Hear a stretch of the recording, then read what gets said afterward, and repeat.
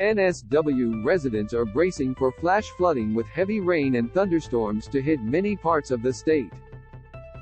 98 flood warnings are current, with the SES performing 21 rescues and answering hundreds of calls for assistance overnight.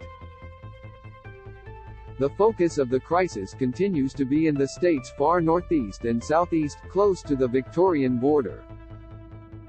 Greater than NSW Emergency Services Minister Steph Cooke said large parts of the state, including the inland and west, were in for a difficult few days. Emergency services are preparing for a busy weekend as the wild weather arrives, with volunteers handing out 30,000 sandbags a day. "We are quite literally sandbagging the state," Cooke said on Saturday. SES Commissioner Carleen York said flash flooding and hail could be made worse by heavy winds which could easily uproot trees in saturated areas. "It's already extremely busy and we're expecting this next 24 to 48 hours to see more requests for assistance," she said. In the north, emergency warnings are in place for Marie, Narrabri and the hamlet of Terry-Hie-Hie, while an evacuation order is current for Moama in the southern borderlands.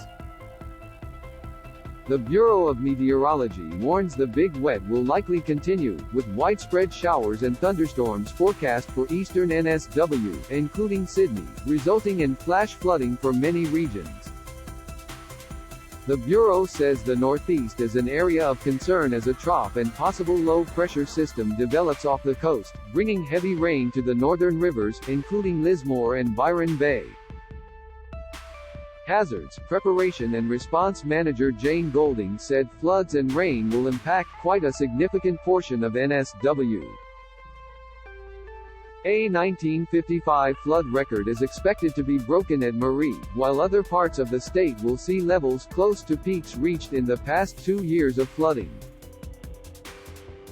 A woman with a pre-existing medical condition was airlifted to hospital in Tamworth late on Friday by the Westpac rescue helicopter after becoming isolated by floodwater on a property at Narrabri.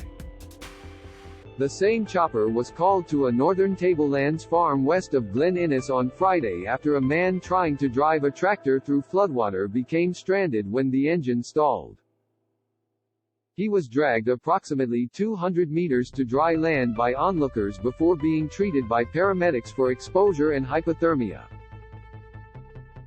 200 defense personnel are being deployed in Dubbo, Marie and the Northern Rivers, with 2 more Australian Defence Force helicopters coming online ready for night rescues.